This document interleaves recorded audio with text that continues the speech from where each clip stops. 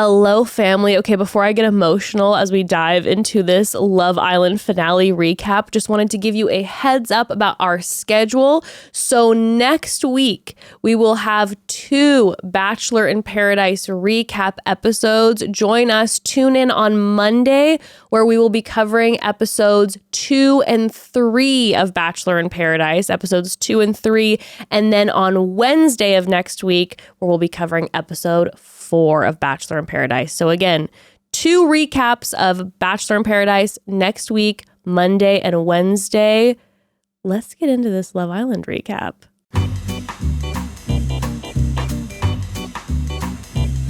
Your mom and dad.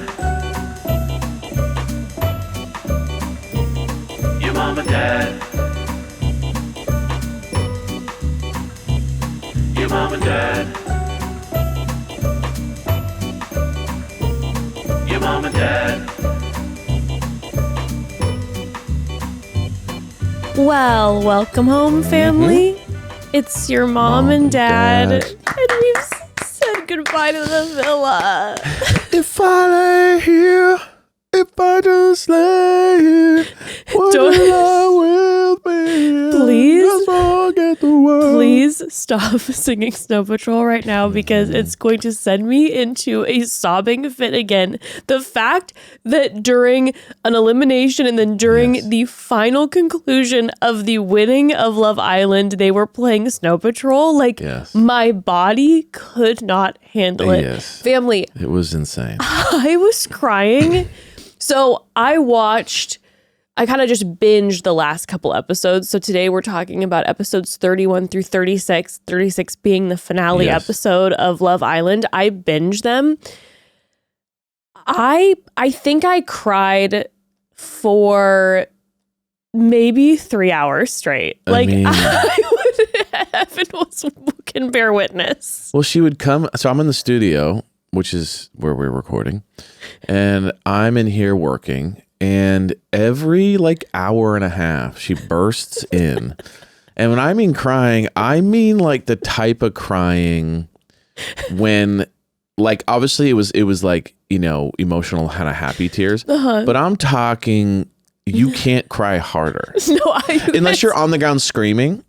You know what I mean? Like wailing. No, I was I'm talking water's hitting the floor. That's how hard she was crying. And I'm like, at first I was like, what's going on? Are you okay? And she's like, I'm watching the show. I'm like, oh, wow.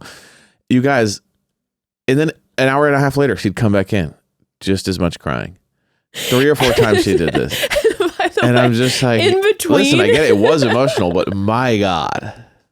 And by the way, in between when I would come to you sobbing, I would, as I was watching it, I wouldn't stop crying the whole time. Crying. So I'd see you an hour and a half later, I'd come back and the whole time I had been crying. Like the crying never ceased. And you know you're getting old when she's saying stuff just like, they are just having the time of their lives. And I'm just proud of them. And just look at them go. Yeah, just look at them go. You know, to these kids with their whole lives in front of them. It was pretty iconic. You guys. You're crying right now. I mean, listen.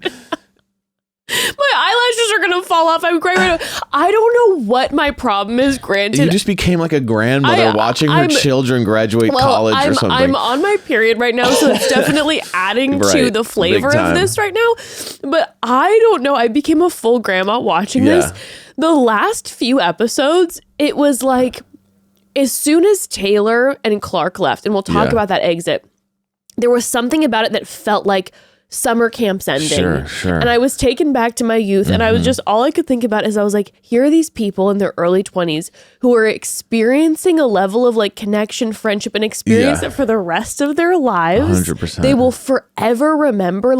This will forever be one of the best summers of their lives that changed their entire life. Well, and also and I can't handle it. I was a sobbing mess. And so the way that it It was ended, like your where children. they're jumping into the pool. Yeah, that was And emotional, they're playing though. Snow Patrol. And No, Amaya. that was emotional. And Amaya Papaya, I can't imagine. Amaya and Bryan, I cannot imagine a way that like a summer ended in a more beautiful way where it's like the person who we all treasured, who came in feeling like people weren't seeing her or loving her, that the underdog came through. Also, and it's the person there's no way in hell we thought was going to win. Who early on, like, who there's just, like, became, no it's like, way. like went through the battles of everything, like came to love herself in a whole new, exciting, different way, and then found someone who treasured her, and they're in the pool, and the fireworks are going off, and I'm like, this is a summer that we'll remember forever. And then I'm thinking about a million other things. I'm thinking about like when Nick and Olandria were like reading the messages from fans. Yeah. I'm sobbing, thinking like how weird to be in a situation where you're experiencing the summer of your life and you're almost kind of not even thinking about that people are watching you. Right. And you've touched people. Yeah. And then they're getting messages from their family and it's like, Chelley's our new sister, Olandria. And you're like, this is a forever friendship. And then I'm thinking about how Huda just gained all these followers and will be able to take care and provide for her daughter because of this summer for years and years. And I'm thinking about her daughter. It's very sweet. It is giving boomer, but it's very sweet. I know it's giving boomer and I can't help it. I can't help it. I don't know what my problem is. Evan, I don't think. Wow. You know what it is? It's been a long time since we watched Love Island. Yeah. And Love Island's truly one of the I'm goats. going to relate to my papaya here. I'm a very sensitive, emotional person. Yes. And I forgot about how, like, when we would watch Love Island UK, which, by the way, had even more episodes. Yeah. It'd be like you'd spend a season of your life with these people every day. It's kind of like, the morning news or something. If someone like not morning news, but like morning show. Like trauma. No, like the morning show or something. Like if you know what I mean? If you're waking up and for you're 30 seeing the years, you're same like people every watching single this day. show, it means something to you, right? So it's like when you're watching that much of something. Versus like when you think watching about people change. when you watch The Bachelor. That's 10, 12 episodes tops. Right. Versus we just watched 36 episodes. Every day we were with people. Think about the difference. Love is Blind, 10 episodes. Yeah. Do you know what? Every other reality TV show is like 10 episodes. Sure. This is triple, if not in the UK versions, 6 times that amount. You feel like the you UK know them versions way have like more. 60 episodes. You're like, I've watched these people change and develop and grow, and I'm so proud of them. I'm proud of them. Well, we're all very proud of you guys. It's just like a passage of time, and I'm Right. thinking about time, and I'm starting to cry again. Okay, I promise I'm gonna handle my shit this episode, and I love won't it, babe. cry. I'll be in tune. Be in tune. But I'm That's so very happy cute. for Amaya. Yes. I can't believe I mean, that's amazing. I mean, if And you I- would have told me like a month ago that she was going to win, I'd be like, she's not even going to make it halfway through the show. Like, because she was it just couldn't, you know what I mean? She just couldn't get one. She couldn't win. I know. And it was just like to see people like relate and see themselves with her and like want to support her. Yeah. And just what like a love bug she is. I think that's another reason too why I'm a mess, because I kept telling you throughout the season, Amaya reminds me so much of our daughter in so many ways. Yeah. It's like a mini version of Amaya. Sure. And so watching her just like shine and become this like explosive overnight star when she was struggling so much. And I just heard her she was on Call Her Daddy. Mm-hmm. And just like the idea that when she was on the show, she's like, I had no idea people were rooting for me back home. She's like, and I was struggling. I'm feeling bad about myself. I'm like, can I get through this? And then you get to the other side and you're like, I'm the hero? Right. How's that possible? I mean, it's And giving just- Disney movie. And It's just giving, to think about that kind of from like the perspective of life. Yeah. That when you're feeling like, whether it be imposter syndrome or struggling in relationships or friendships, and you're like, and all those things are happening, it's like you don't know on the other side, like, what value you hold for different people that maybe you're not seeing. And it's just a life lesson, and I love this show. Who would have thought that the most inspiring message we receive is from Love Island out of all the shows we've ever done? Love Island is and she's crying again. I don't want it to end. I know. And It I feel top tier embarrassing being an almost 40-year-old woman crying about Love Island ending. About 23-year-olds at a party house. I feel very weird about it, so please don't rub it in. It's very cute, babe. Is draining. It's very cute. Anywho, We have a lot to talk about. Okay, we have a lot to talk about. We're covering, like I said, episodes 31 through 36, which is the finale. Yes. So let's dive into this. Let's dive into it. We'll see. You know what? Maybe I don't know if you're watching this in the morning, but maybe if you're playing a drinking game, you can start taking a sip. Do it with your coffee. Take a sip every time I start crying. Let's get into this. Or do it with your beer, whatever time, even if it's 10 a.m. Enjoy. Whatever. Let's not promote that. But maybe, play a little fun drinking game with your Diet Coke or whatnot to see how many drinks you get down, depending on how much I cry. I can't even get out a word right now. Yeah. All right, here we go. But before we get into this episode, family, we got to take a quick pause. So listen. Now that these Love Island contestants are out of the villa, they're going to be slammed with interviews, meetings with brands, agent sit-downs. They're going to be influencers now or small business owners. And if you're in a job like that, or if you're a realtor, a lawyer, an accountant, any profession that requires a lot of mailing or shipping, you don't have time to be a postage expert or stand in line to drop off letters and packages. Well, Stamps.com gives you the chance to focus your time on what you do best. With Stamps.com, you can print stamps, shipping labels, or certified mail forms in seconds and schedule free package pickups all from one place and all for up to 89% off USPS, UPS, and other carriers. There is a reason, family, okay? There's a reason that your father and I here have been using Stamps.com for personal and business uses for over a decade. Yeah. Over a decade. Yeah. Because it's the best. It's not just us. More than 4 million customers have relied on Stamps.com to make their lives easier. And trust me, they make it easier. Mm-hmm. In fact, for more than 28 years, Stamps.com has been doing more than just small business mailings. Stamps.com handles all your mailing and shipping needs wherever, whenever, and they seamlessly connect with every major marketplace and shopping cart if you sell products online. Access all the USPS and UPS services you need to run your business right from your computer or your phone anytime, day or night. No lines, no traffic, no waiting. And again, with Stamps.com, you can get rates you won't see anywhere else, like up to 89% off USPS and UPS. So they save you time, they save you money. Been using Stamps.com blissfully for over a decade, and I will continue to use it for forever, including using it to send Amaya Papaya tons of fan mail, probably. Don't waste time worrying about being a postage expert or standing in line to drop off letters and packages. Let Stamps.com do what they do best so you can do what you do better. Go to Stamps.com and use code MOMDAD to sign up for a special offer. No contract, cancel anytime. That's Stamps.com, code MOMDAD. Okay, let's dive into this recap. What happened?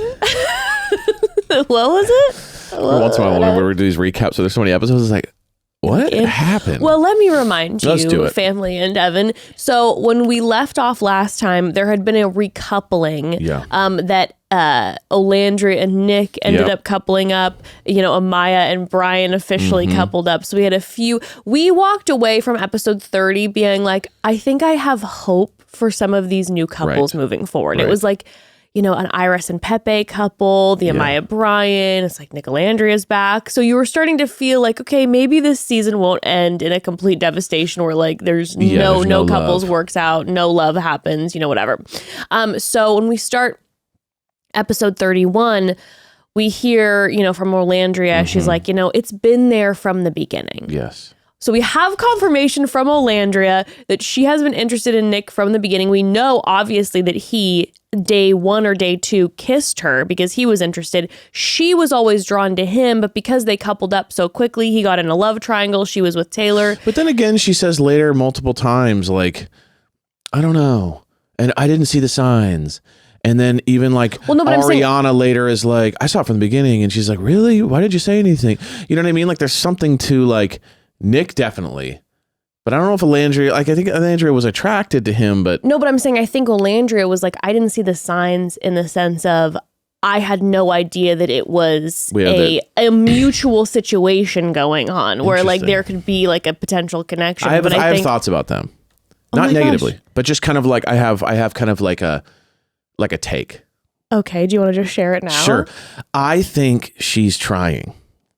You think she's trying? I think he is totally in. Okay. I think when I don't remember what episode it was when it was like they basically survived. Maybe it was second to last, and he like grabbed her and pushed her down and kissed her, and they had like this romantic thing. Right. I think that during the island, she's crying over the notes, and they're having this romantic moment. All this stuff's happening, but I still think she is trying to move him from friend, who like occasionally they get drunk and make out at like a bar together, right, energy, to like actual romantic to lover. interest. From friend to lover. Exactly. Okay. I think he's still in the friend zone. I think she's really trying to get him out. Yeah. But I don't think it's gonna happen. And you think he's like full in? I think he's fully in. I feel like he's kind of like completely into her.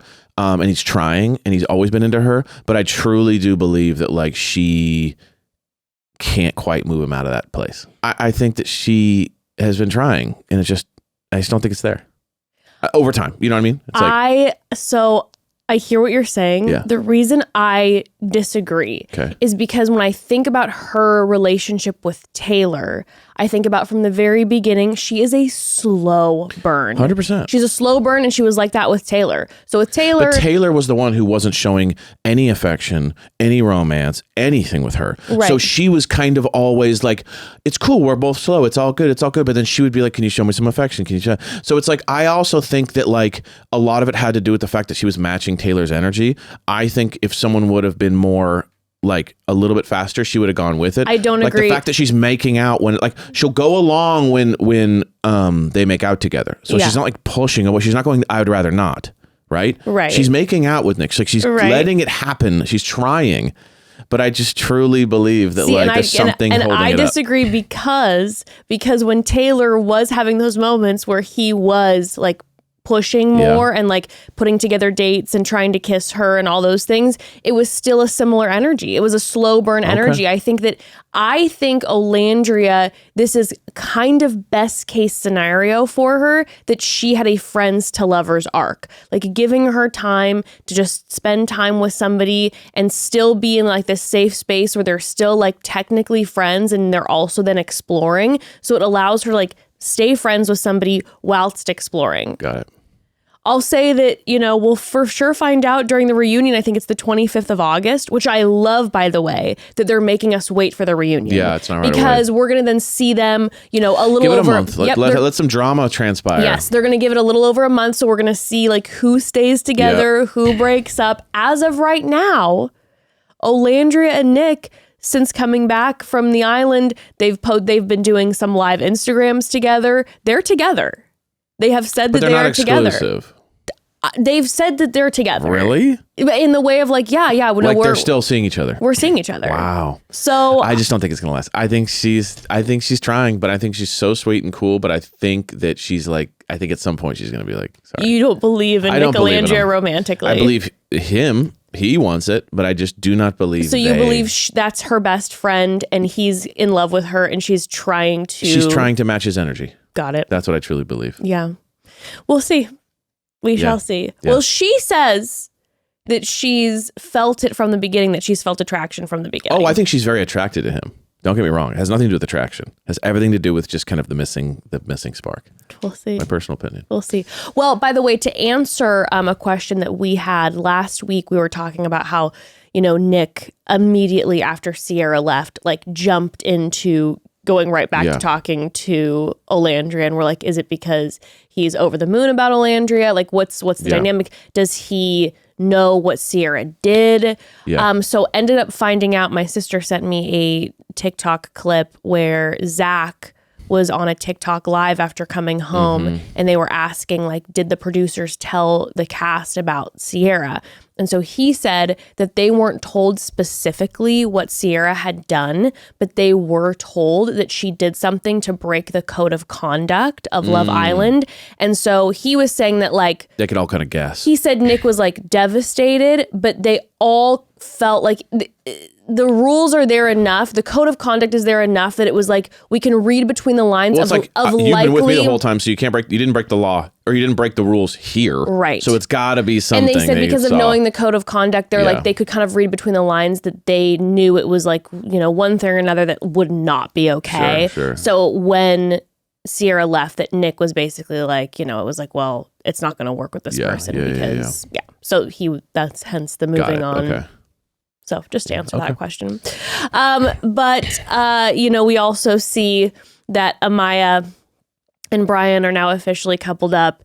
And, they're both like, hey, we live pretty close to each other. We live Boston, New York. It wouldn't be a crazy long distance commute. They're making dates already. They're talking about dates. They're making out. She's like, I finally found someone with my love language. These two are coasting. Yeah. They're coasting, swiftly becoming mom and dad of the house. Big time.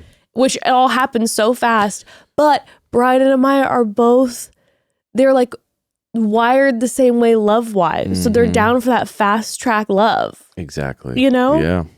Well, the next morning they wake up, and when they wake up, they have babies. They have children. They're crying. Some people have been given twins, which I'd be like, which producer hates me is giving me two babies That's to take care insane. of? Let me make something very clear to you. If I was going on Love Island to meet people, make out with people, get famous, when this challenge came, I would just be like, no, I'm good. Yeah. I'd be like, I know I'm going to lose, and I love children, but this isn't a real child. This is a doll. So I'm just going to just let it be. Yeah. I mean, just like, no, I'm fine. now I will say you are bored out of your mind there. True, it gives you a project. So this is like everyone. That's why everyone loses their minds anytime something tiny happens. True. That's why they scream, "I got a text!" It's because they're bored. They're like hour 55 straight of nothing happening. True. So it's like when they give you like a baby, you're like something to do. You know what I mean? True. So, but yes, I guess it's like you've had plenty of time to lay around and make out. I'm coming from you're coming my from almost 40s perspective. I'm like, oh, you can lay out. You lay out and kind of just how did chit Jess chat. win Love Island? She read for 4 weeks straight and just stayed there. She didn't win, Yeah, but she these feels young like kids have no she idea. feels like she won because she was there and she just read for 6 weeks. She finished $100. When you're 23, you're bored. When you're 37, you're like in the happiest place you've ever been in your life. Oh, yeah. Just being Some bored. quiet time, being bored. It's been a decade since bored entered the vocabulary. Okay, now we're sounding really boomery. All right. But yes, the babies came. The babies came, and it was so funny to right away kind of see what the energy was with certain couples. I got to shout out Taylor. Taylor, kind of super dad. Yeah. Taylor immediately stepped up. That baby was strapped to his chest the entire time. He was making sure that the baby always had socks on, making sure that the baby always had a little, that the outfit was perfectly there. Well, he's a cowboy. That the baby. He's what does that mean? He's just been taking care of animals all the time. Oh, true. I saw. So he's got little cows and chickens and all this. So he's always taking care of the babies. He's a nurturer. He's a nurturer. Well, you 100%. saw it because he was the one who was fully locked in and was making sure that baby was always Cowboys are up at 6 a.m. taking care of all the little babies. It's true. All the little babies. All the little babies. Taking care of all the little babies. I'm saying though. You used to take, 23-year-olds in the city, they're just like up at 11 having brunch. Yeah, true. But the country, you know what I mean? Yo, hey now. Boom, boom, boom, boom, chicka, boom, boom, boom. Yeah. So. Well, he was a top tier dad. Yeah. Amaya Papaya was more my speed, which was at the end of the challenge. Yeah. They find out who failed, and Amaya and Bryan failed the challenge, and they were like, what? And it was so funny because they had the baby there and they were having the cutest conversations where Amaya's like, I want to be that parent for my kid where I'm going to dress up like the Grinch and the Tooth Fairy, and I'm going to make their life so spectacular and live a childhood that's so exciting. But the baby's laying there crying, they forgot sitting to be up. a parent. They were talking about being parents. That was more. These two spent that day actually Connecting. having real conversations talking about what it would be like to be parents together. Meanwhile, but then they ignored the doll, and that's where I'd be at. I'd be like, if I'm super that's the connecting secret. with somebody, I'd be like, it's not a real baby, it's a doll. So I'm going to spend more of my time talking about what this doll is making me think of, which is future plans for us if we're together. Exactly. And they were just being romantic with each other, Exactly. and they failed the challenge, but But they connected. But they connected. Ace and Chelley, were struggling a bit. And we didn't see it so much, but we heard all the Islanders talking about that they were struggling. So Ace was like, I'm a great dad. Chelley's a great mom, but we don't know how to do it together. So it's a little bit of like the teamwork energy was maybe lacking a little bit. I was getting the vibe that like Ace kind of liked it. And then Chelley's like, I'm all set on this. Yeah, you know what I mean? I was like, I see you, Chelley. I'm good. Just like, no, again, I'm going to go read. Yeah, I'm going to go chill. You guys kept us up until 3 a.m. for ITMs. I got 2 hours of sleep. I don't need to wake up to a crying doll. Yeah, exactly, like, I just, it's all good.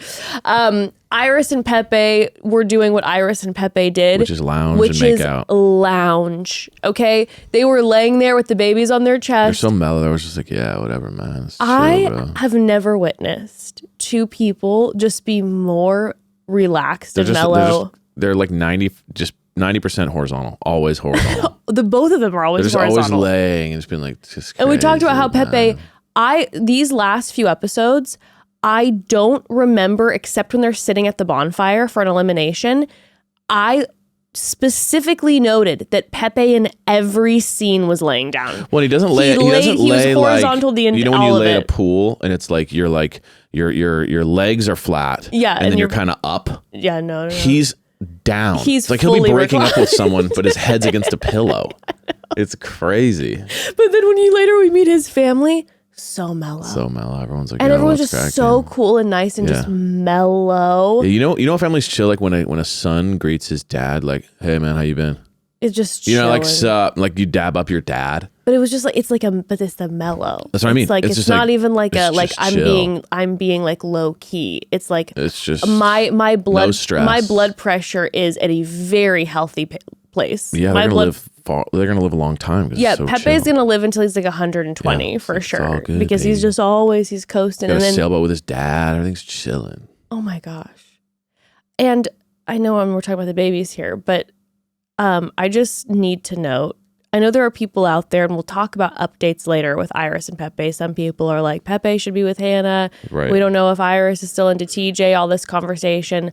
I love them together. I love Pepe and Iris Feels together. Feels like such a vibe. And you can be out there on the internet talking about how you don't believe their connection.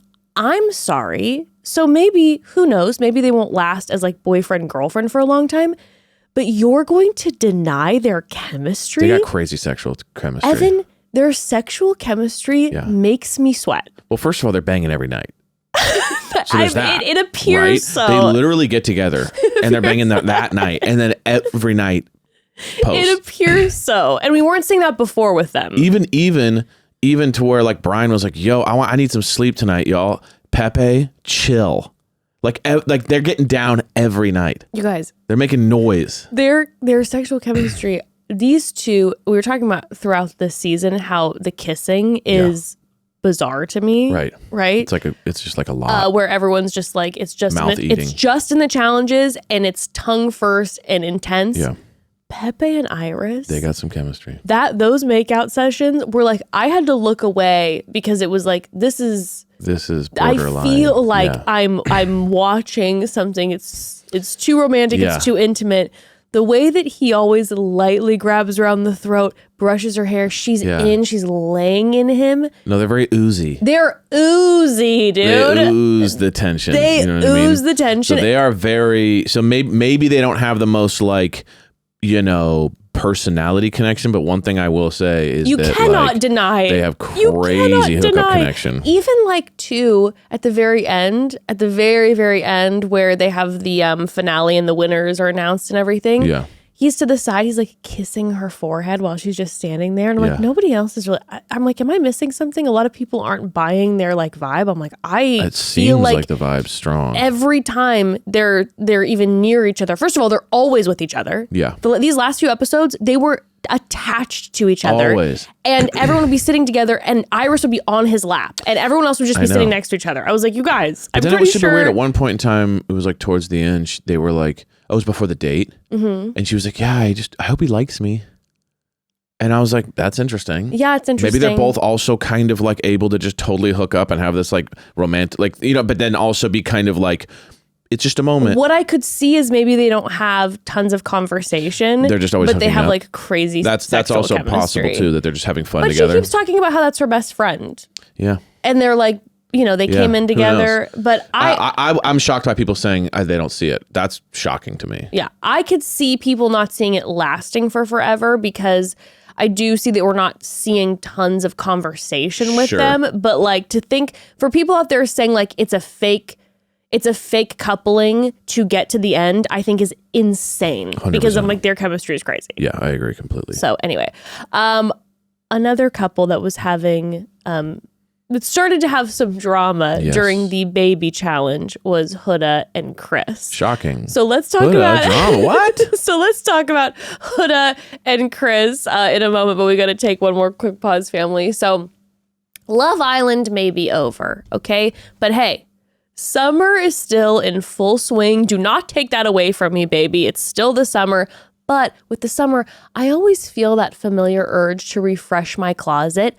But I'm trying not to waste money on pieces I'll only wear once or just for one season. That's where Quince comes in. You all know how obsessed I am with Quince, okay? Their clothes are timeless, they feel luxurious, they look elevated, and the quality is way beyond what you'd expect for the price. I've said this numerous times before, but I'm telling you all, I used to be a wardrobe stylist, and I wish Quince was around when I was one, because Quince would be the ultimate spot that I would be getting clothing for my clients and recommending to my clients, okay? It's so chic and timeless, and the quality and the variety, and again, the price, it's just simply the best. I love Quince. Yeah, Quince really is incredible. We're talking 100% European linen tops starting at $30. Washable silk dresses and skirts and soft cotton sweaters. Versatile, warm weather pieces you'll reach for again and again. And the best part, everything from Quince is half the cost of similar brands. Yes, I said half. By working directly with the top artisans and cutting the middleman out, Quince gives you luxury without the markup. And Quince only works with factories that use safe, ethical, and responsible manufacturing practices and premium fabrics and finishes. I just adore Quince. I've gotten some stunning pieces for the summer. I've definitely been obsessed with Quince's 100% European linen pieces. And for summer, they are everything. They're so comfortable and they're lightweight and they're breezy. I have numerous pairs of their European linen pants and their high-waisted shorts. The cut on both is incredible. It's everything. They look good with everything. And I feel like a dream in their 100% European linen strapless maxi dress. I have it in blue pinstripe. It gives Summer by the Atlantic dreamy vibes. Paired that with some 14 karat gold bold hoops from Quince, an Italian hand-woven mini shoulder bag in cognac, and an Italian soft loafer, all from Quince. This outfit is perfection. It's dreamy. It is summer, okay? You just need to check out their website and scroll. You'll be so wowed, I promise you. Also, side note, great spot for gorgeous gifts. I'm just saying. So give your summer closet an upgrade with Quince. Go to quince.com/momdad for free shipping on your order and 365-day returns. That's QUINCE.com/momdad to get free shipping and 365-day returns. Quince.com/momdad. Okay, everybody, let's talk about Chris and Huda during this baby challenge. Now, this challenge is where the cracks began to grow and get exposed in Chris and Huda's relationship. I find it really interesting with Huda. I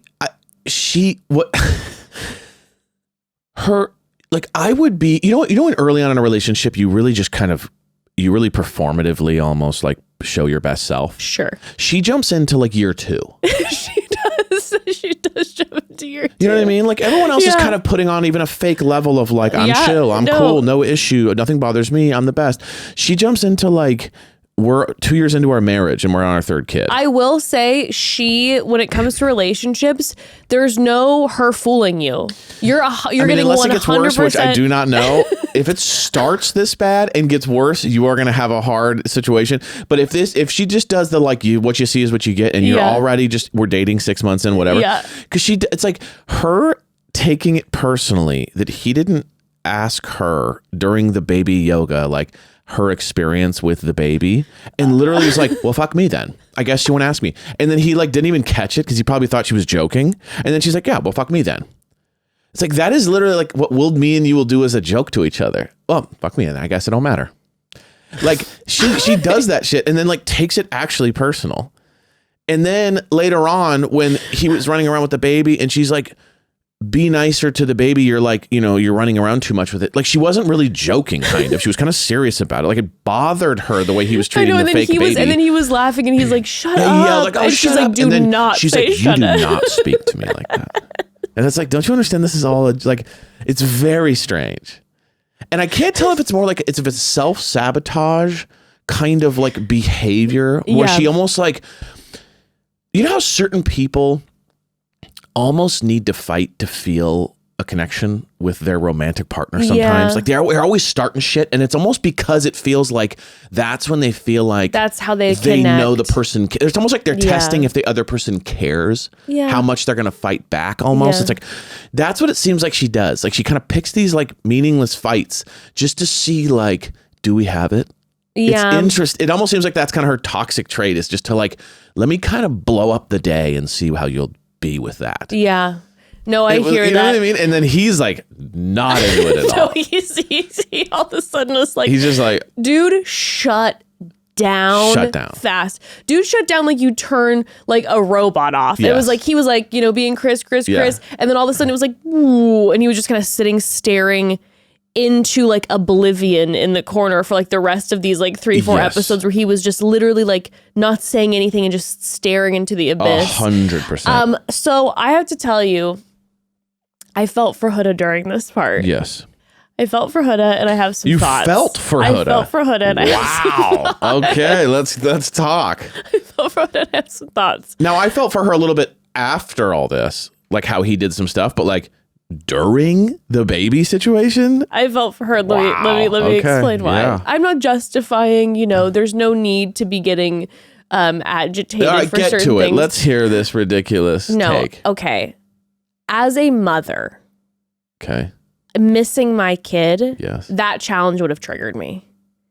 If I'm 6 weeks in, I miss my baby. Like if I were to go on Love Island right now and I wouldn't see Ember and I'd be like on week 6 of not seeing Ember and all of a sudden we wake up and I'm changing diapers again and there's babies crying, I'm on edge. Okay. Like I'm already super emotionally distraught. I'm tired. It's been rough. And then I'm like having this baby. The baby's reminding me of my child. And then I'm on edge. That's all of a sudden where I'm going from, I know I was joking before about being like, I would just sit around and not pay attention because it's a doll. In all actuality, I probably would be like, don't stand him up that way. Don't bounce him that way, because it'd be like in my brain, it's like, that's my baby. Because I miss my kid.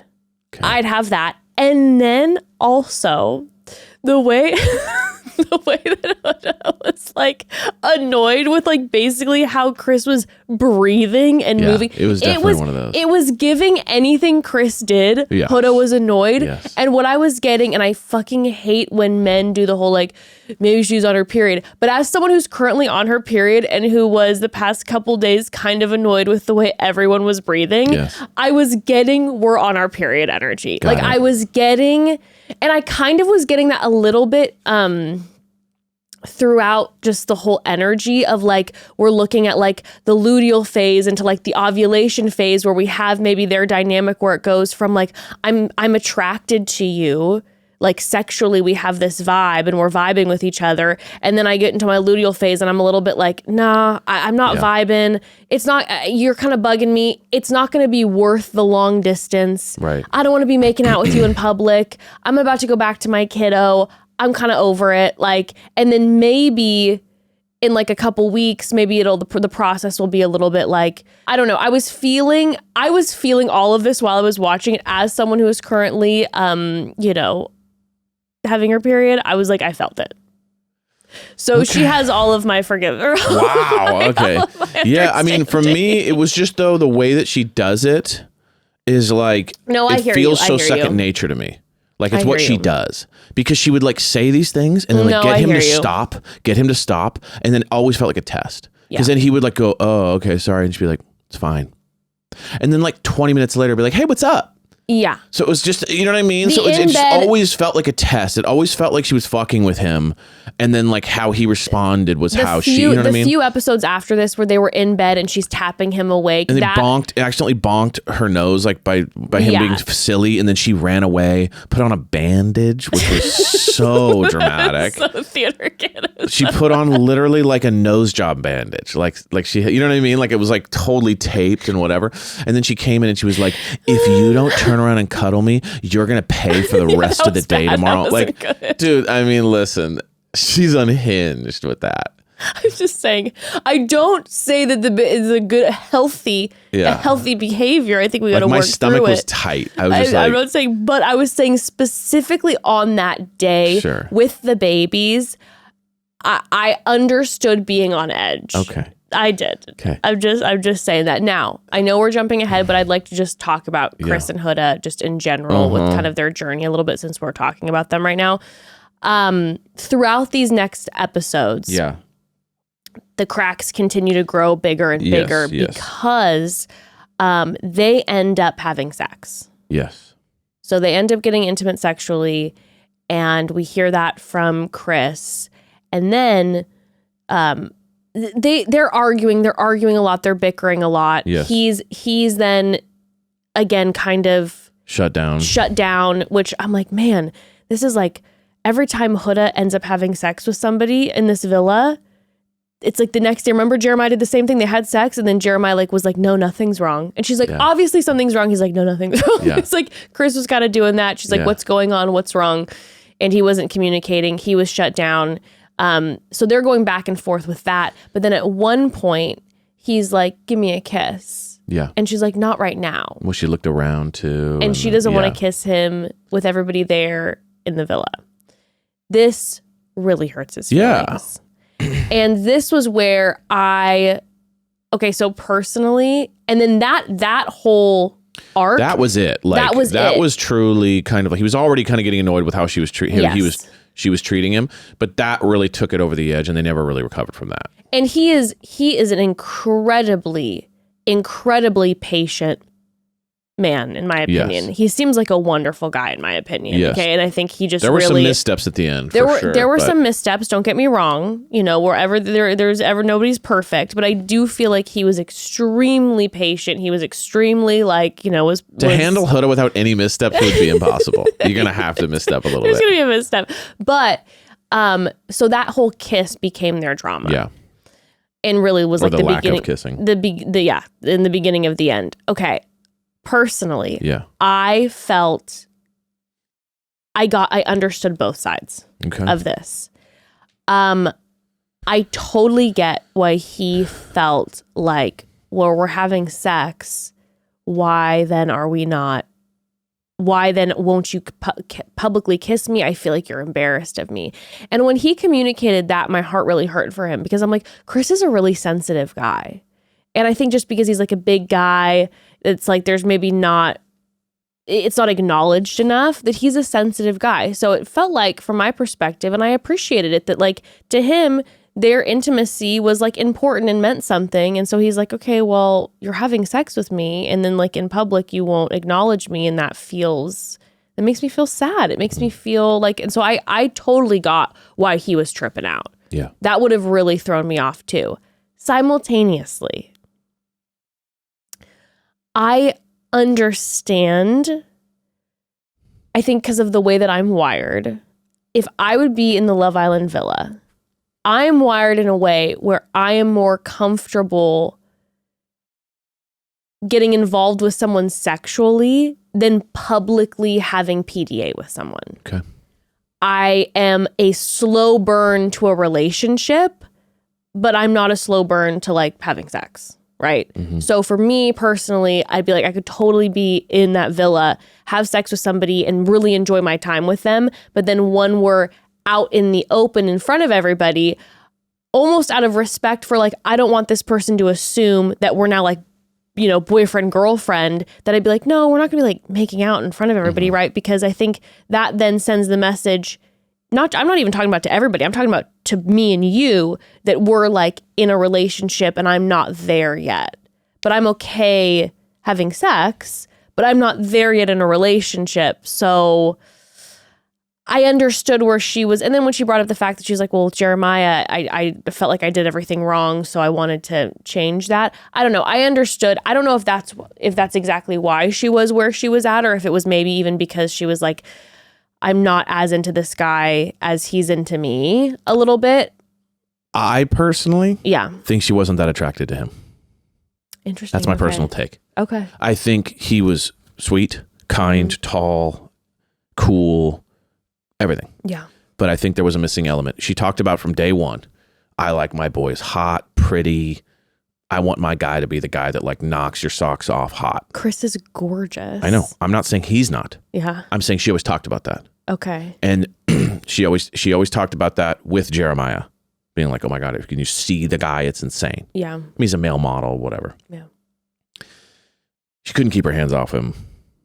He was like, after a while, like, geez, and here's why I think my theory is correct. Okay. First of all, she has sex with him, but then won't really physically touch him outside of that. Okay. Everyone knows they're together. Everyone knows they had sex because they're all talked about it. Right. So there's no like secret. It's not like, oh, we're kind of just playing like we're friends. So everyone's physically with each other, no matter what stage they're at. Everyone knows they're together. So like, this is math's not mathing. And then at the very end, the final speech Huda gives at the finale, she goes, Chris, you taught me that physical attraction is not the most important thing. Oh, that's true. I forgot. She said it multiple times too. And it means so much to know I need to be with like a real man who's strong, and it's not about physical attraction. It's not about that being important. If he was to her that hot, yeah. what are you talking about? You wouldn't even bring it up. Yeah. She taught him that physical attraction is not that important. Or he taught her. Yeah, he taught her. That would have destroyed me. He didn't catch it. Because then he went on to like be nice to her. But if someone told me, you taught me there's more than looks that's important, I would literally have just walked into the pool and never came out. I would have walked into the ocean. So just, you know what I'm saying? Yeah. So in my personal opinion, I think she liked him. I think it was a heart-head thing. I'm trying to like this guy. He fits everything. He is the right guy, right? Yeah. But she's so used to being like wildly sexually attracted to someone and having it be such an important thing that I think it wasn't that hard for her not to keep her hands off of him. I have a question for you. Yeah. Do you think her and Jeremiah are going to get back together? Because I kind of think they will. I mean, they might hook up maybe or something, but like, I don't think so. I don't think it's going to be good. I don't think they should. I don't think they should. I mean, dude, she went off on him so. I don't think they should. Yeah. But they do have that kind of like toxic high school relationship. Where it's like their chemistry is happen. crazy. And it's like they will have to reunite for this reunion. And so it's like, do you think, and for like press and everything, I'm like, do you think that they're going to get back together? I think maybe. What about Jeremiah and what's her name? Oh, Andrina. Oh, she's single now. Yeah, they're both single. Oh, maybe, you know maybe he was like, he was super. He was like, woo, yeah. You know what I mean? Like he was out of his mind. I forgot that she's yeah. That's more what I'm interested in. Yeah, no, you're probably right. Interesting. Oh, I'm so excited for the reunion. Yeah. I'm so excited. Okay, so. After the baby challenge, they end up having the Hideaway. Yeah. The Hideaway opens up. Mm-hmm.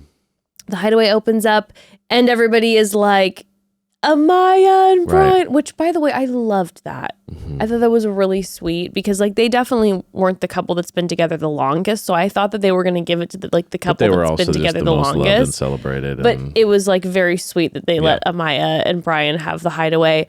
Amaya's like, I need to shave my ass crack. Yep. Dead. This is why America voted for this woman. It's because a lot of women aren't going to discuss that, okay? Mm-hmm. And she is a real one, okay? Let's have the real conversation about, what actually like goes into it. Yeah. I mean, you don't have to shave it, like let it grow, let you do your thing, but like we're having real conversations about the actuality of it all. 100%. I love her. I adore this woman.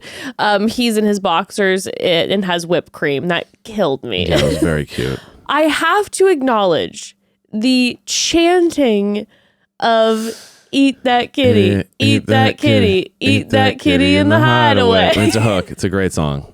It's got a very good, like, you know, pace Family. to it. Wild, though. That's crazy. Like, but these people are crazy. I mean, these people are wild. But it's just so funny to me because, like, when you actually, during the challenges, everyone goes bananas, right? Yeah. But actually in the villa, not a lot of people are having posturing. wild sex, okay? At least that's not what it appears. No, it's true. Everybody's Very not little like sex. in the corner dry humping, making out. It's not that crazy except for the challenges. Yeah. So the fact Especially that in the they're beginning, no one was singing hooking up. "Eat That Kitty in the Hideaway" I know, is it's crazy. so it's very It's very like bachelorette party. You know, where it's like penises everywhere, like, you know what I mean? Yeah, like, a penis crown. Yeah, It's just like, no, I'm exactly. good. Yeah. I really don't want one. But it made me laugh so hard because I'm like, the idea, I cannot explain to you how not okay I'd be with that if, by the way, I go to the hideaway and that all went down. Great, splendid. Eat that kitty in the hideaway for sure. But like the chanting of it when I'm going into an intimate moment, I'm like, you just took all the zhuzh out of my romantic moment. Even Or these my people are or my all about the se- chance. or my They're all about the sexual group. moment. And These then, people are having sex next to and their then- friends. But I get that Yeah. part. I'm talking about like when you're chanting "Eat That Kitty in the Hideaway." Yeah. It's like you just took away the zhuzh Right, to getting right. there, and then also when we leave the hideaway, and then I'm sitting around with my girlfriends, and I tell them, yes, he did in fact do this, and then they start chanting "Eat That Kitty in the Hideaway," that he can hear it. I'd be like, I'm trying to play it cool, everybody. Yeah. Like I'm trying to play it cool and have him not think that I'm like, oh my god, guess what, everybody? Oh my gosh, that made me Listen, laugh it's a good so song. hard. It's like, I mean, it's it very is a good hooky. song. It's a good Da, song. da, da, da, da, da, da, da. Da, da, da, da, da, da, da, da, da, da, da, da. And then I don't know if you noticed. What was the other song they had? I don't remember. There was another one. But after they sang that song, I don't know if you noticed the next couple episodes, it was stuck in everybody's head. Yeah, And so when they were like moving around the cooking villa, or they'd be whatever. like, "Eat that kitty." Yeah. It's a great hook. I was singing it. It's a great song. It's just wild. It is so wild. But it did appear that these two had a grand time. Yes. Okay. They were getting all intimate, and we hear Amaya be like, "Bite them, baby." And we're like, okay, so these Yeah. two had a great time. Had a great time. Jeff hooking up. And the next day, these two, they wake up, and this is when we see them have a conversation where she's like, I see you as one of my best friends. He feels the same way. He's like, we're just two misunderstood people who see each other. Who and understand I'm like, each other. who understand each Yeah. other. And I'm like, That was very sweet, very poetic. I was crying. I was crying, and she was crying. Because I keep kind of waiting for him to break her heart. You know what I mean? They're always just like, I can't- okay, when's it coming? Still now, I'm still like, I'm But going the to be fact forever that on edge. Even just all the way through the show they made it is pretty amazing to me. I just felt like what was so cool about their dynamic is her light never dimmed.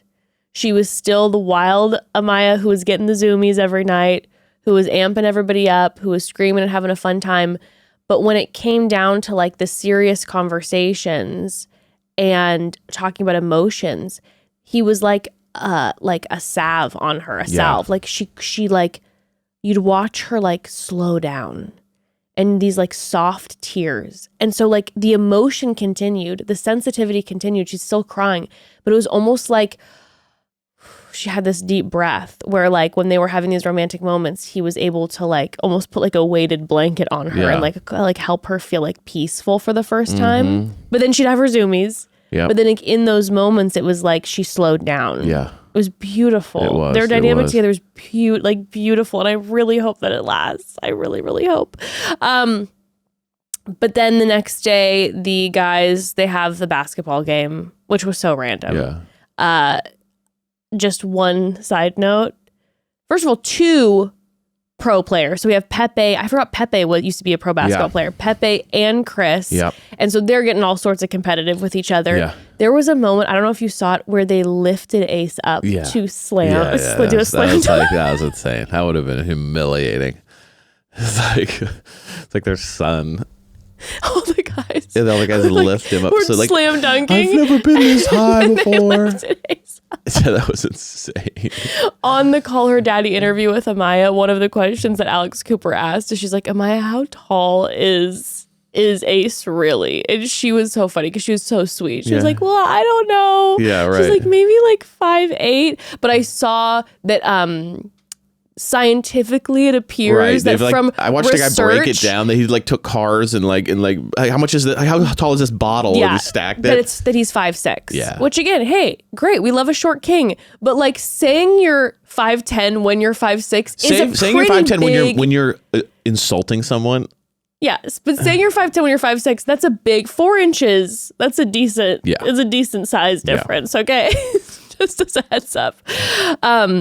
Listen, sometimes I say I'm 34. You know what I mean? It's just like we do these things. You know what I It's mean? you go full. Yeah, every once in a while. Yeah, You know what I mean? just throw go it. back. Why not? Just a little bit. When you're past like my age, like it doesn't matter You anymore. just start making up ages. But during this basketball game, we find out that Taylor wants to close things off with Clarke. Yeah. And he seems really happy, Evan. I know that you were talking about last episode. You're like, I'm okay with them leaving because they bore me. Listen, I understand. There's not like exciting drama happening No, but they seem to be around super them. happy. But I know that we had thought like, I think he'll bounce from Clarke to somebody else, whatever.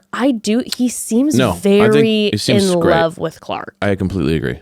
And the way in which he got there, I am not okay with. He absolutely screwed Olandria over. He hurt her. It was so messy and not okay. But it's clear that he's really into Clarke and Clarke's really into him. 100%. And so they do a cheer. Mm-hmm. They put together a cheer Yeah. to ask her to. It's like a wedding proposal. It's so funny. In the I think in the villa you're like so like cabin fevery. Yeah. That it's like you did a whole thing where you're sitting, everyone's surrounding you. It's like you get on one knee basically and then just be like, will you be my girlfriend? Or not even that. It's like, will you be exclusive? Which is before girlfriend, I think. Which, so it's by very the way, funny to be like. I also am always trying to read in between the lines, and I'm like, are you saying be exclusive in the villa or also outside of the villa? That's kind of what I'm saying. I always have a question mark with that. That's what makes me laugh is it's like I don't even know what this is, but I think when you're shrunk down that small, as in like you're and your friends for weeks and weeks and weeks, every little thing's a huge deal. It's true. You know what I mean? So it's like, will you be exclusive, milady? You know, milady.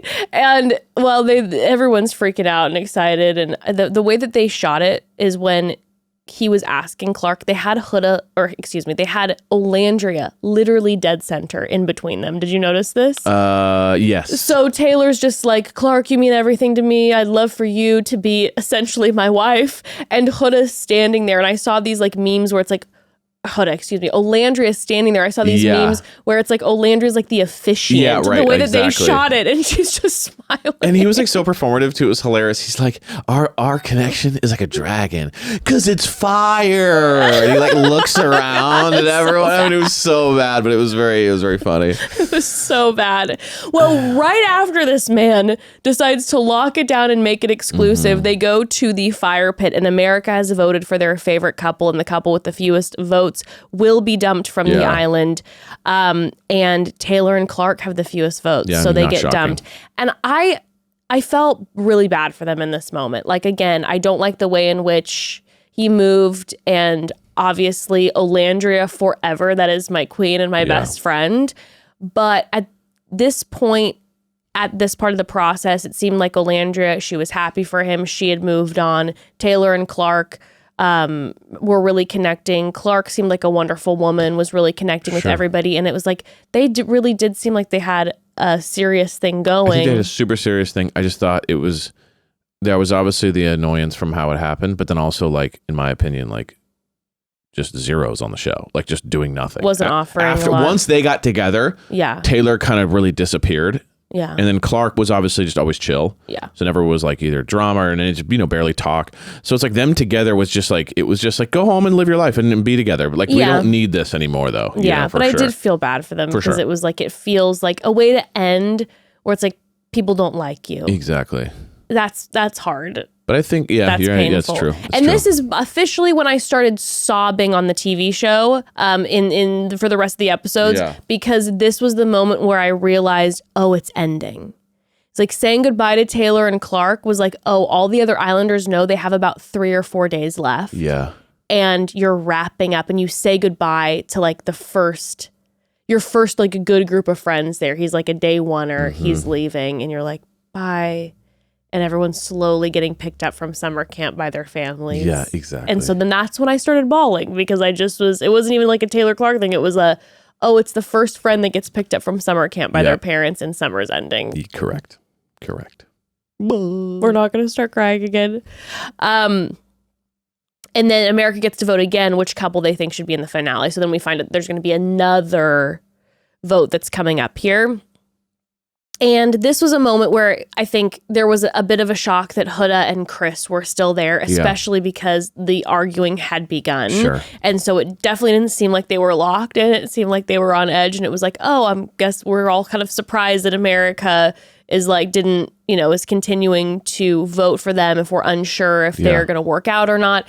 And so it was so funny when they were sitting around the fire that they both were like, how are we here? Yeah. And they both they were like leaning into each other, but also wouldn't look at each other. And it was just the tension. But I totally get both too. Cause it's like, first of all, whether it's producer forced them to stay, right? Where it's like, they got rid of them. They got rid of Taylor. Well, no, but America, I think America wants to see more of Huda. But I'm saying, and Chris. It's more interesting to keep them around and be like, see what happens. You know I completely I agree. It is more interesting. Their dynamic. When it says vote for your favorite couple, it doesn't mean actually vote for your favorite couple. It's like vote for who you want to keep watching. But I think like Huda and Chris have a lot of stands.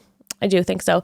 But then the next day, they had the Viva Las Villa challenge where everyone was having a good time. It was starting to seem like it was maybe loosening up Chris and Huda a little bit. Yeah. She crushed the game per usual. The woman is like the top tier pinnacle of the games. So they were loosening up, but they still weren't quite having the conversations that needed to be had. It was just friendly, but it wasn't like connected. They were okay in that moment, but they hadn't been speaking before.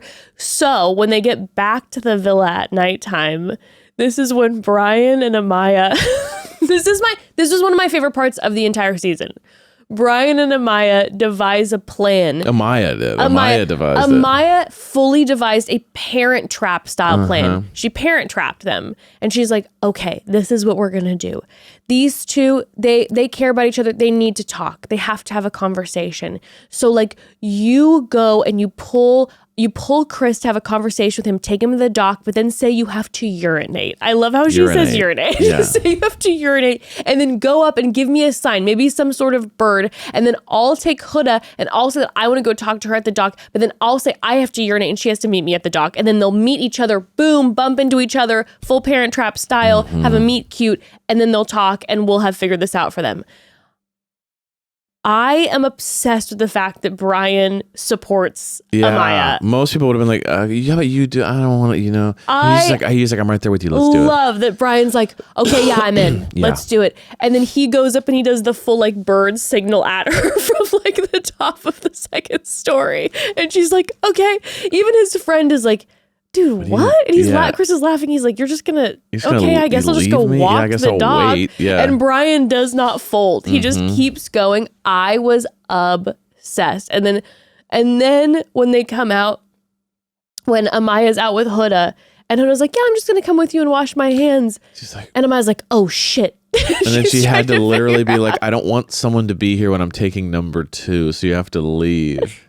Is too funny.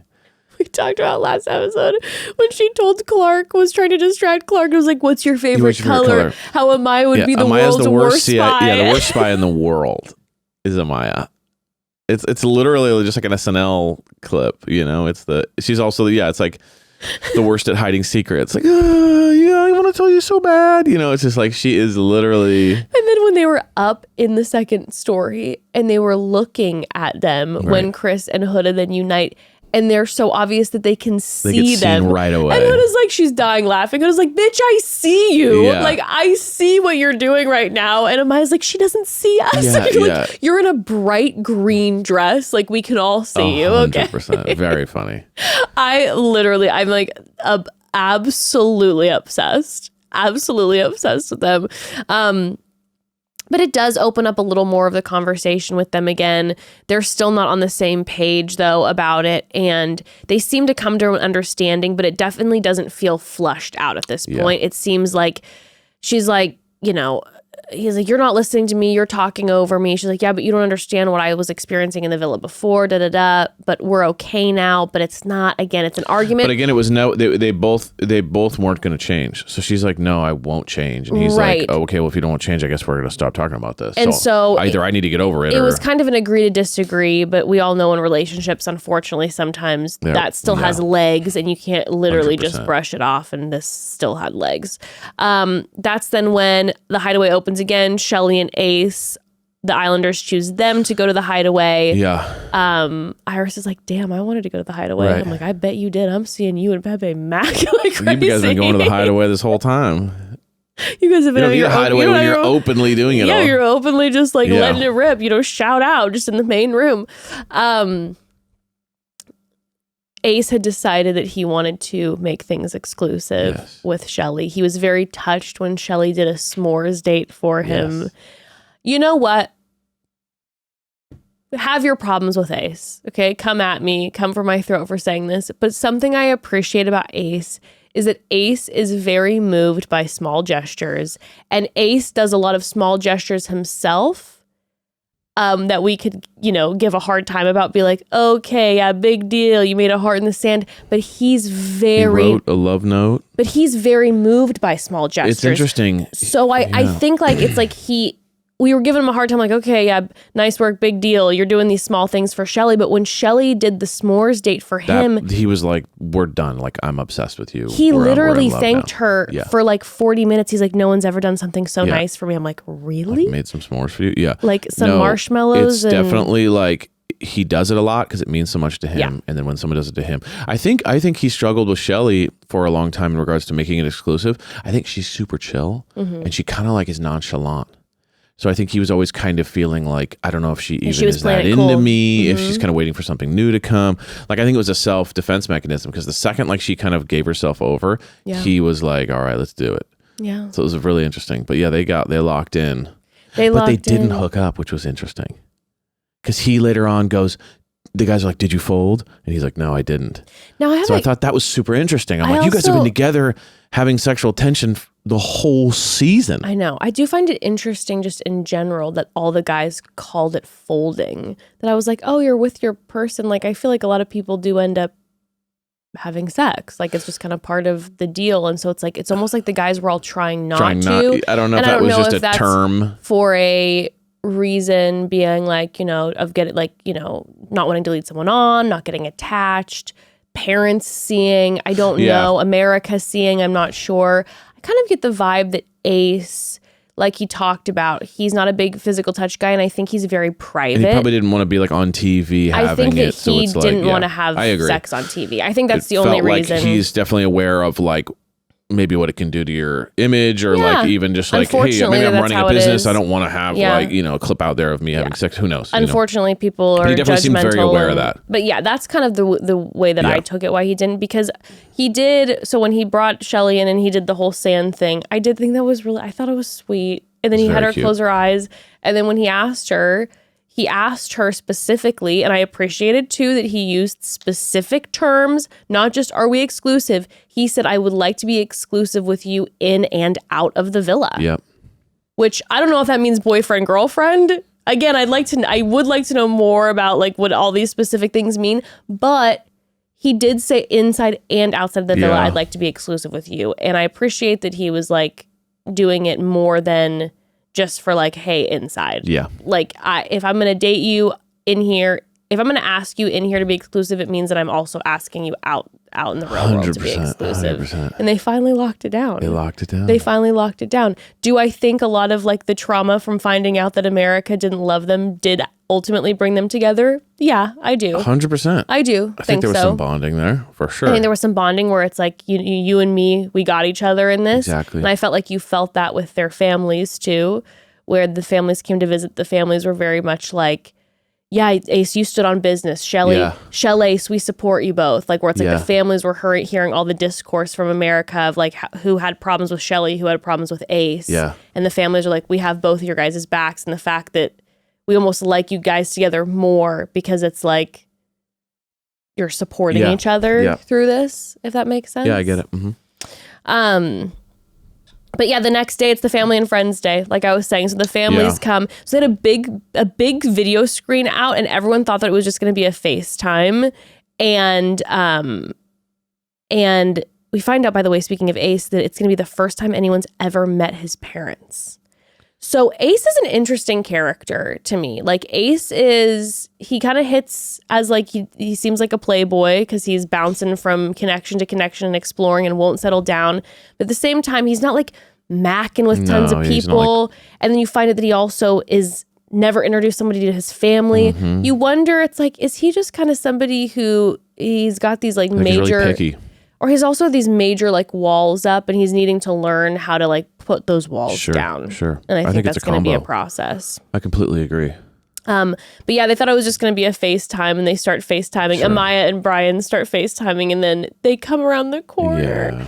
Okay. Amaya and Bryan's family were the cutest families that have ever happened. Everybody's crying and hugging and loving and swinging each other around. And it was like they saw each other and it's like the families immediately connected. Yeah. Out of nobody else was like this. And the mom was super grateful for how he stood up for like Latin culture and kind of defended Amaya.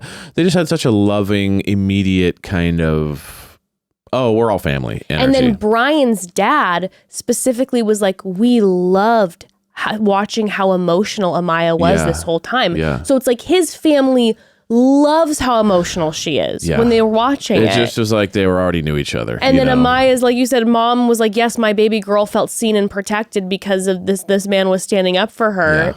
And I was like, this is it, you guys. Yeah, it was awesome. This is it. Everyone's bonding. Bryan's bawling.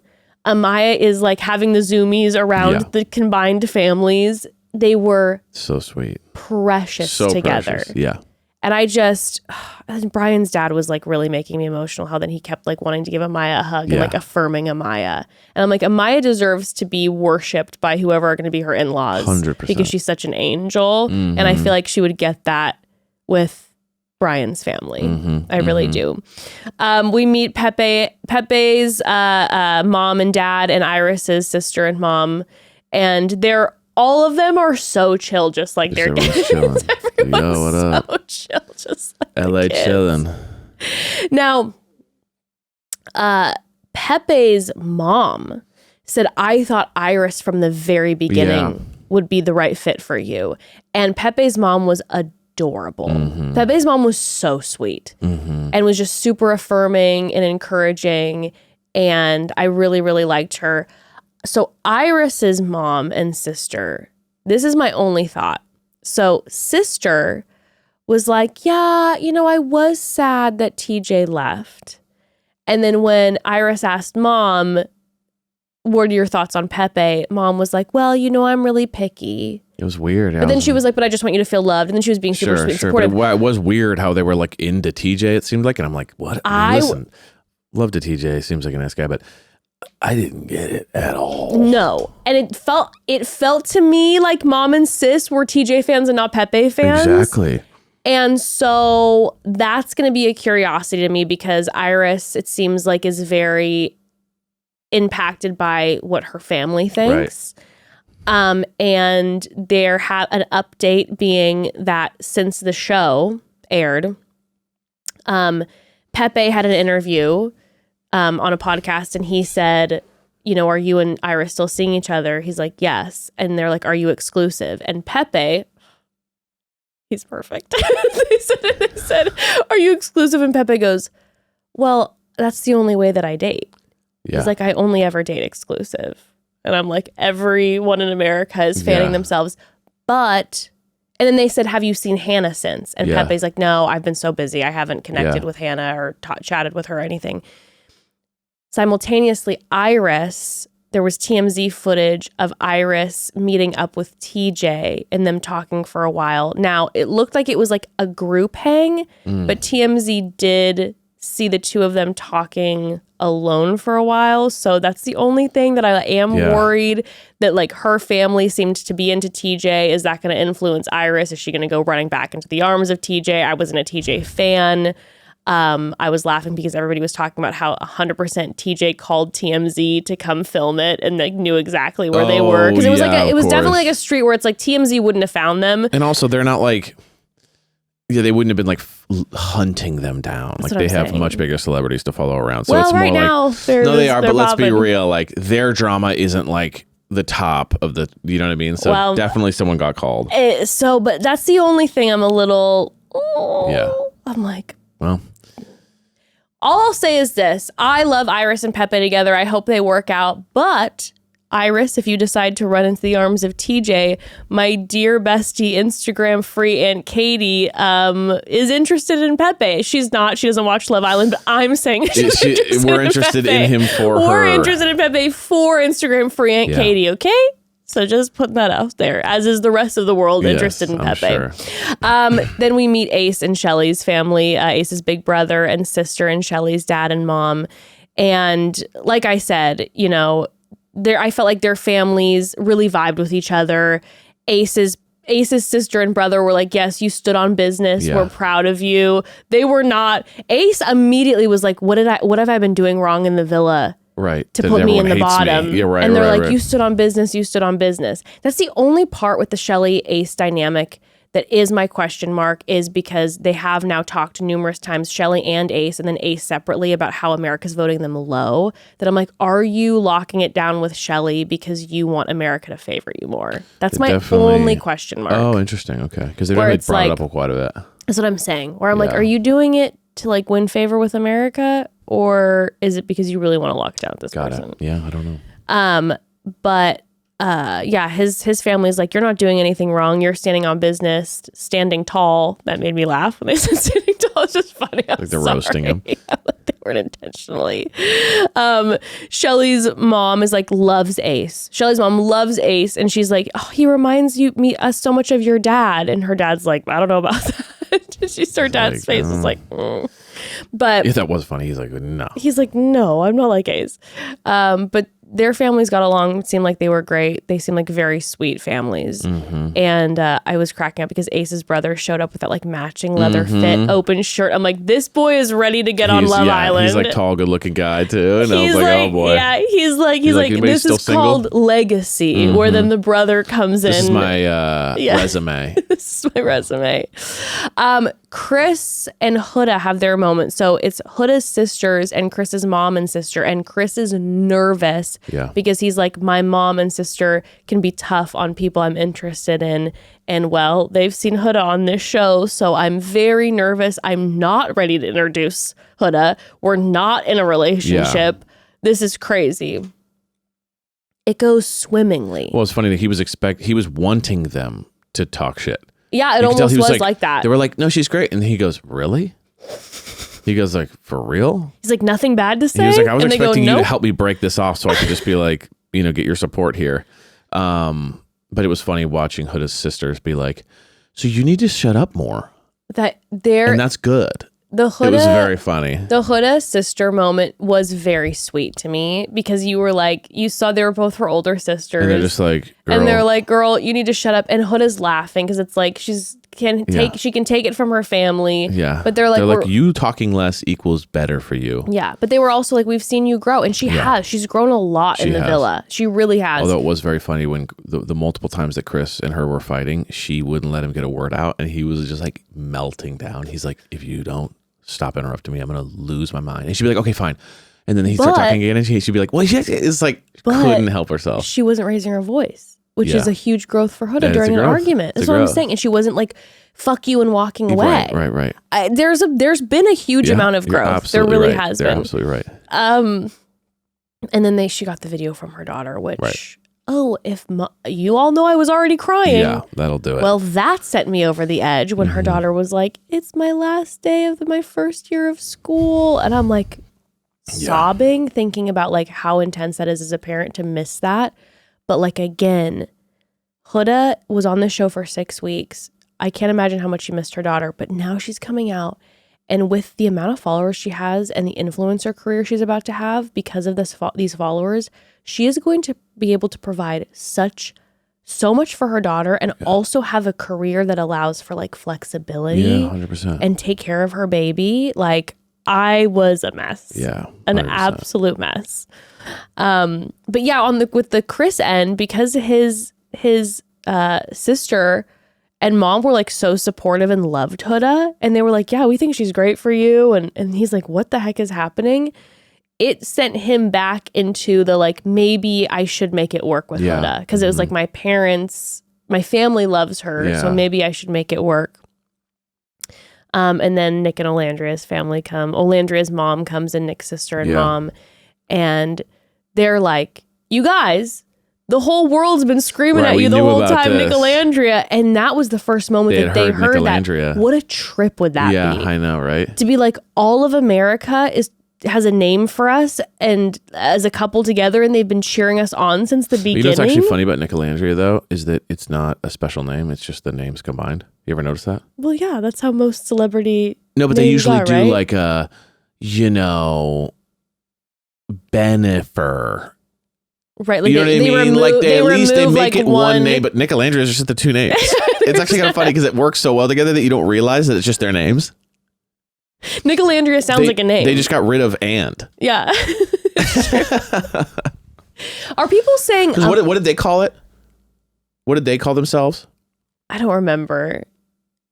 NicOlandria. I don't remember. But they did more of a traditional tweak to it. Yeah, and then they're like, oh, NicOlandria. Yeah, it's like, that's just our names. Yeah. Are people saying Amayan? Because I think that's the best one I've ever heard. Yeah, I think it was Amayan or Bramayan. No, it was Amayan, because Amayan is amazing. Yeah. Amayan is everything. Exactly. But that's an actual combination. Yeah. But yeah, I mean, the Nick and Olandria family meeting was extremely sweet. Mm-hmm. You know, her and her mom together. I'm obsessed with this woman, and then seeing her with her mom made me 10 times more obsessed. Like what she was like. She's like boosting her up about she's the like, looks. but do I look good? Yeah, she's like, but mom. She's like, is the body tea? And she's like, mom's like, the body's tea. Yeah. It's popping, the face card, whatever. And there she's like, but I look good. I look good, right? And she's just hyping her up. That's awesome. And she's like, she's my wing woman. She's my super woman. That's my girl. That's like her best friend. And that made me also very emotional. And then the first thing that she asked, she's like, is dad proud of me? Mm-hmm. And the tears are ripping. And Nick's mom and sister, you know, she's like, Nicholas, what you're doing at night in public. Yeah, it was very funny. But he finds out that, you know, his dad's proud of him too. Yeah. And that everyone's like, listen, it's clear that you light up when you see Olandria. So they're like, they've invited Olandria over for family dinner. Mm-hmm. I mean, they're already like making plans as a family together. So regardless of if they are romantically together, I believe the friendship's deep. I believe their friendship will last regardless of what happens. I completely agree. I really do. I think that it's going to make it through everything. I completely agree. So then at nighttime, they end up getting to have a family dinner once the family all leaves. Amaya, Thanksgiving in the summer? So cute. So cute. They start doing their peaks and pits. Yeah. And Brian's peak is Amaya. He cherishes her and the love, and she is very crying. It is so beautiful. sweet. And the moment for this whole thing was when Chris said, like, bro, he's like, my peak is just like my friends. And what did he say? It was no. Like, what did he say? So they get, by the way, it's all so sweet. Everyone's saying everyone's each other. Doing kind of each other. Amaya and Ace even have a moment. But he went out of his way to not do it. That's what I'm saying. Yeah. I'm saying He's pissed. Everyone's making it emotional. Yes. Ace and Amaya have a moment where she apologizes to him, which, by the way, baby girl, you did not need to apologize to Ace. And by the way, did you notice that Ace didn't apologize back to her? I was like, get your shit together, bro. But everyone's doing a thing where it's like the friends and moment. the person. It's a moment. You know, it's a everyone moment. kind of chose that same and path. then Huda says her pit was her crash out, but then her peak was definitely recoupling with Chris. Yeah. They get to Chris, and Chris is like, my peak was like seeing my parents today. Which is crazy. Which is crazy because like you can see your parents to get reunited with your parents and playing basketball with the guys. The two things that have nothing to do with the experience. And then he also says, he literally thinks about it and he goes, yeah, I don't have another peak. Right. So that was a shot. That was a clear shot. shot. And that was mean. That was very mean. Yeah, Like, which then let's just talk about should we talk about the date too? Because I feel like it kind of leads us right into it. sure. Well, I want to say this quickly though, because right after the then dinner, America votes the couple that they want in the finale. Yeah, and this is... And they end up, America votes Ace and Chelley out. Right. Which is shocking that Huda and Chris, again, they're fighting, and America wants to keep... They want to see what happens. Chris and Huda in, but I also think America didn't care for Taylor and Clarke. They didn't care for Chelley and Ace. Shout out my girl Chelley, I love you forever. But I think that's kind of the dynamic that was going down. Yeah. And just a side note, I know that it's only been a week, but Taylor and Clarke are definitely still seeing each other. Good and for them. Ace and Chelley are definitely seeing each other, and apparently she's moving. He lives in Los Angeles and she's moving to LA. She's from Florida. She's moving to LA. So you never the know. couples, Could they work. both seem to be working out. I think LA is a great place to move to make things work, but you never know. But you never know. Yeah, you never know. He's got his dance thing here. That's so, true. Anyway. Yeah. So yes, that's what ends up happening. So you want to move from the date. Yeah, like their you want date. to talk about then they all Because then the it's next day have solo dates Yeah. with each other and they're all beautiful. But the takeaway really is the Chris and Huda date. Because, they've had multiple conversations about this whole thing. They can't seem to reconcile. They can't seem to figure it out. Then they go into this date and you kind of were like... so romantic ambiance, by the way. Maybe the top... The number one. Well, I don't know. NicOlandria's was unreal. A private island. That's true. But they looked like they were in a movie. It was like a stunning. candlelit swamp dinner that was like unreal, walking through the water to the table kind of thing, insane.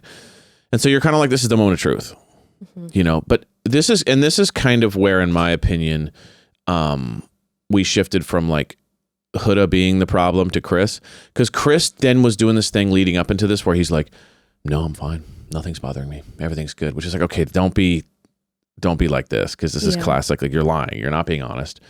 You're shoving it down and acting like nothing's wrong. Then when they're talking and they break up, he was doing this whole like making her do it type thing, where it's like he's just as mad at her. He's actually the one that's mad at her. Yeah. She's not mad at him, but she's seeing that they can't get past this whole thing and it's just not connecting physically. And so instead of him being like, it's a problem, I can't get through it, he makes her kind of break it off. Yeah. Which was just kind of weird, because then he's like, well, I guess you want to break it off. And then she's like crying. And then he's like, what's the problem? You chose this. Yeah. So it was a little bit youthful in it kind of like, make the person break up with you. Then when they feel emotional about it, they shouldn't have any feelings about it because they did it to you. You know what I mean? And then he gets up, walks away, comes back, won't pick her up. That really bothered me. No, but I'm That's saying the part that really bothered me, that he wouldn't like pick her up. revenge to me. Yeah, but the fact that he wouldn't pick her up was, he's like, I'm not carrying you. But him making her break it off so that she's the bad guy, him then saying, why are you crying? You shouldn't be emotional because you did this to me kind of thing. Him acting like it didn't hurt him, and then him not picking her up and helping her. Those were all revenge moves. Yeah. Those were all, you embarrassed me because you won't kiss me in public. I'm going to show revenge to you. So that's where he really messed up. And it definitely just was like a big mistake. I think so too. I think I do think he really liked her a lot. I think so too. During this breakup, the way that he was responding, and then the way that because the whole thing was, why won't you kiss me? Why won't you show me affection? It was him. Really, like, she wouldn't kiss him in public. I think Chris really wanted. I think Chris totally liked her. He really wanted to be with her. And I think she didn't like him that much. And I think that's what she felt pain about the fact that she didn't. Yeah, and even it was like the realization happening too for her, where it's like, listen, I like you and everything, but like, where we're at, we're long distance. I'm gonna go back. I'm gonna be with my kid. I gotta like you so much to make this work. It has to we have to be so serious for us to like walk out of here and be like, we're together. It's just not, it's not gonna happen.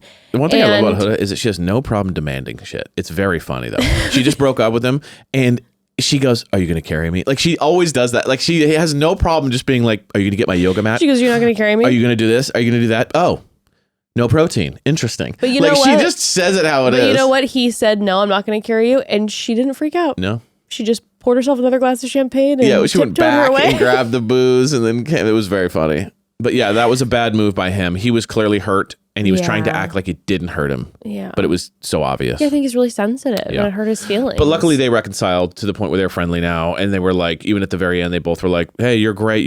Everything's cool. I have to tell like they you just what, kind of reconciled. I have to tell you what, her letter was nice to him, even though it included the like, thanks for, you've showed me that being attracted to someone doesn't matter. His letter was so sweet. His letter was her. very sweet. And that was the thing. I'm telling you, the dude is very sensitive. He's very tapped in. He's has deep emotions. And I think he just got really hurt and he didn't handle it. Maybe like. It was just a misstep at the end there. But I just think it just got a little messy because he was hurt. But that letter that he wrote to her, to me, I'm like, that's all I needed to hear. You could tell he was very into her. He was very into her. And his letter was so kind. Like he even said, sorry guys, this is long. Like he did not have to write her a long letter. Her letter to him was like a mid-size. He wrote her a long letter and he like really encouraged her. And it was very, very sweet. It was very sweet. Some of the other dates that we see, like you mentioned, the NicOlandria date. Hey, sobbing. I was sobbing when they get to the private island and have the messages in the bottle. They also have like the final message from his dad. Yeah. She's reading it to him. It's gorgeous. They're both sobbing over each other's letters. And then he reads a letter from her sister, of which first time we've seen Olandria really cry. And she bawled. Her family means everything to her, and he's reading it, so it's in his voice. I'm a mess. And in this moment, Evan, these two, they have the conversation where they decide that they want to keep exploring outside of the villa. Yeah. Like they have the official, like, we're seeing each other outside of the villa. They're not exclusive, but they're seeing each other outside. But I think kind of maybe a little bit. Because I said, they're seeing each other right now and they're posting about it. But I'm just, they might be exclusive on their own. I'm just saying, like, they didn't make it exclusive on the show. They were maybe just kind of like, hey, we're going to see each other outside of this. We're not letting it die here. Maybe they are, maybe they're not. I can never quite understand on this show what all the... Yeah, I don't know. It's very elementary in the, like, you're exclusive, but you're not my boyfriend, but you're also, I don't know. Iris and Pepe, they have their final date. They have a Ben Platt song. Yeah. Grow as we go. Yeah. By the way, I don't know who had the fucking... The songs going on these last two episodes, but when Ace and Chelley leave, they sing Run by Snow Patrol, which is like a very emotional song to me. They have a Ben Platt song during the date. They have Chasing Cars. This was like my like beginning of college, end of college. It brings up all my emotions playlist. And I think that's another reason I was so fucked. Because I was just like, all these songs remind me, even if they're not all my favorites, they remind me of specific vivid memories when I'm in my early 20s and I'm like 100%. Having these moments, I can't handle it. Yeah. But, they're kissing. We didn't get a ton from their date, but they're just all cozy all over each other. And we find out that Pepe has a sailboat. So he's apparently like also a pirate. So he gets hotter and hotter every single thing. It just makes him better. We get it. He's a sailor now. You know what I mean? We get it. He's perfect. And then Bryan and Amaya have their final date.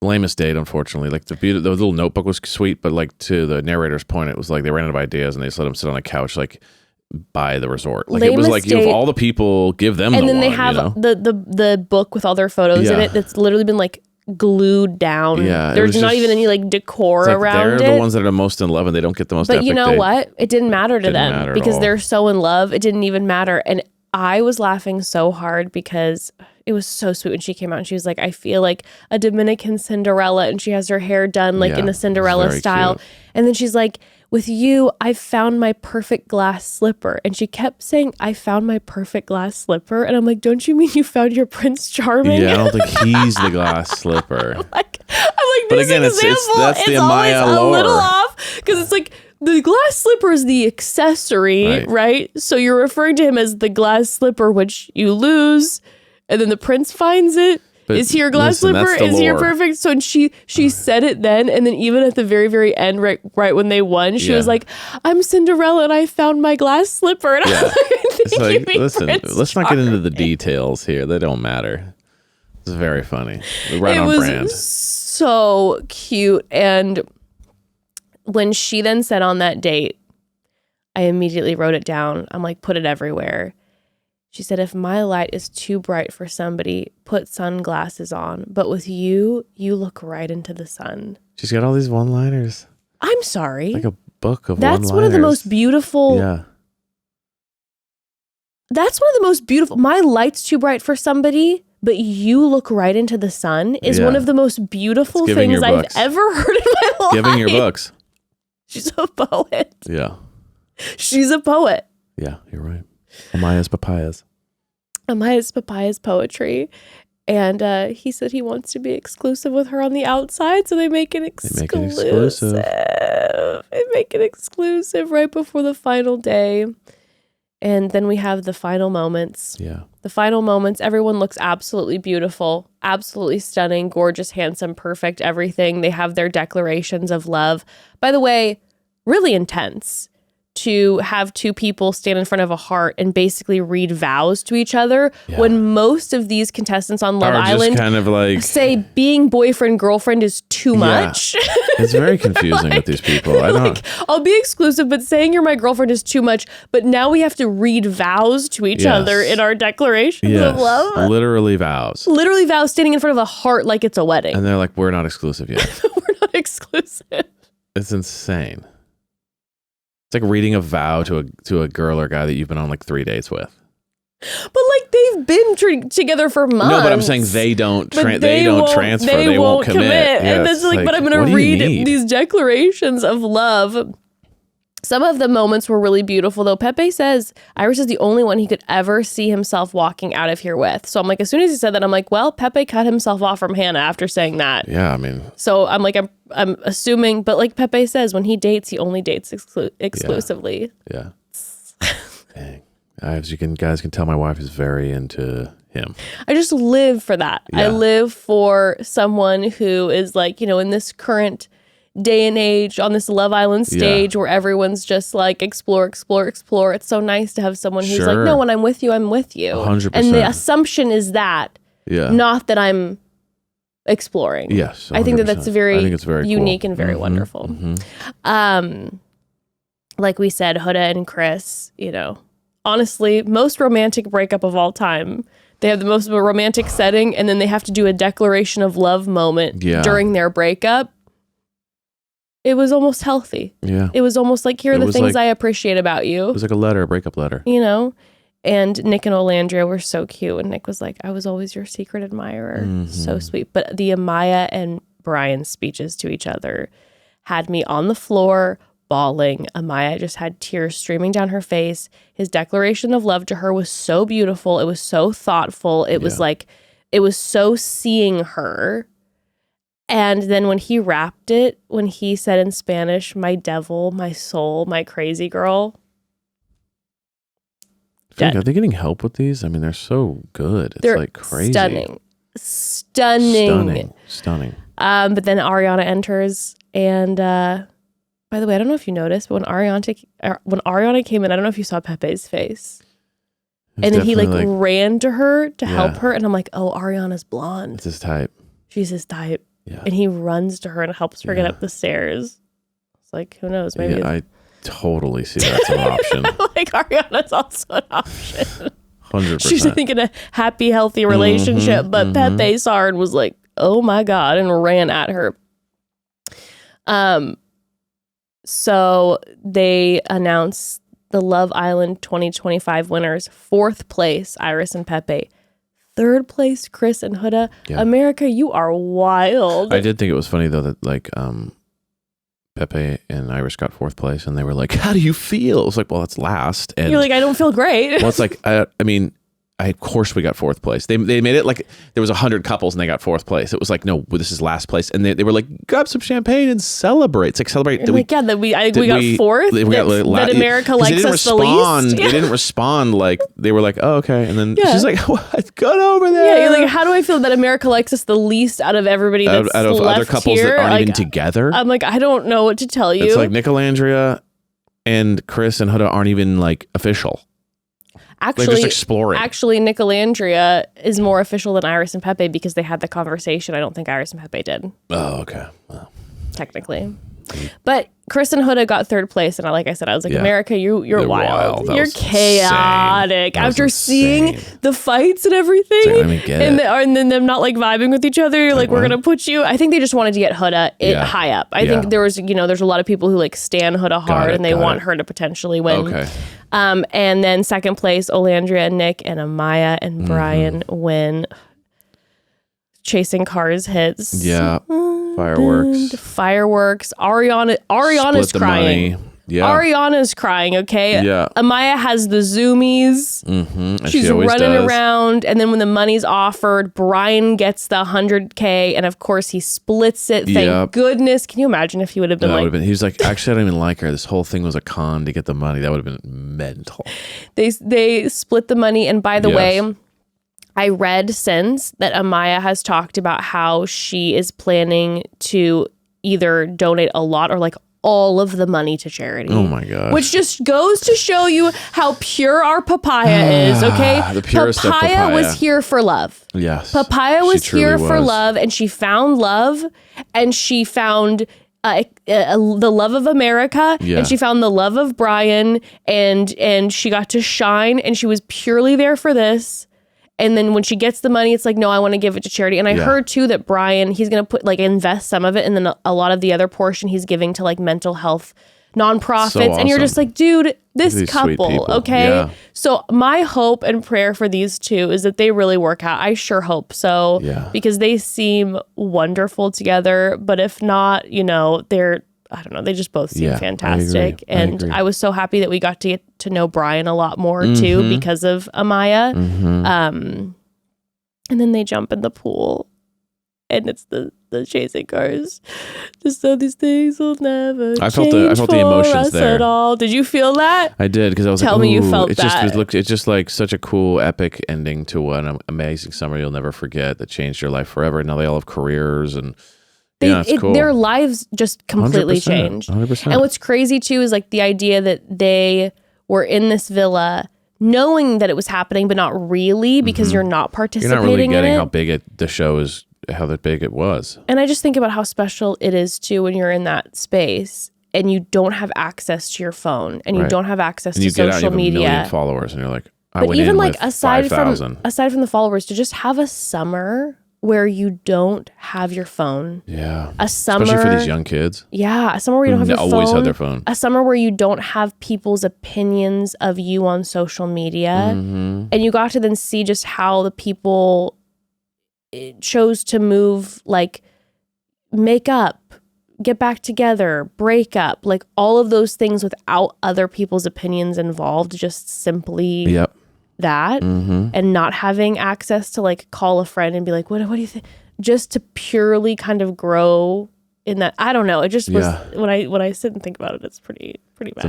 amazing. And then their pure joy when they found out that they're going to have a reunion, because it's like they just found out they're about to say goodbye to everybody, and they just found out, oh, we have a specific date where we're gonna all see going to get everybody together. again, yeah. But just so everyone knows, it looks like they're all in LA. They Yeah. just like they rented a home, and they literally left the villa Went to another villa. and just went to another spot and are like staying together So in LA. awesome. So it's like they just don't want to leave each other. I mean, I would feel the exact same way.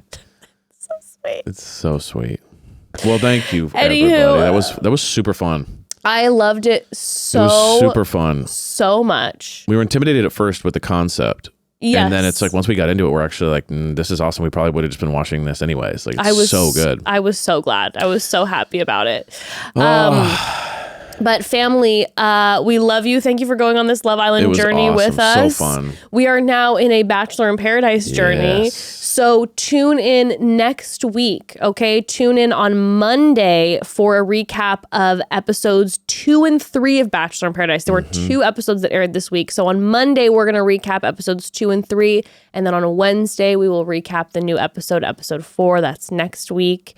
And I'm very excited to dive into So some excited. VIP. But we love you all. Mwah. Have a great weekend. Bye. See you next week. Bye.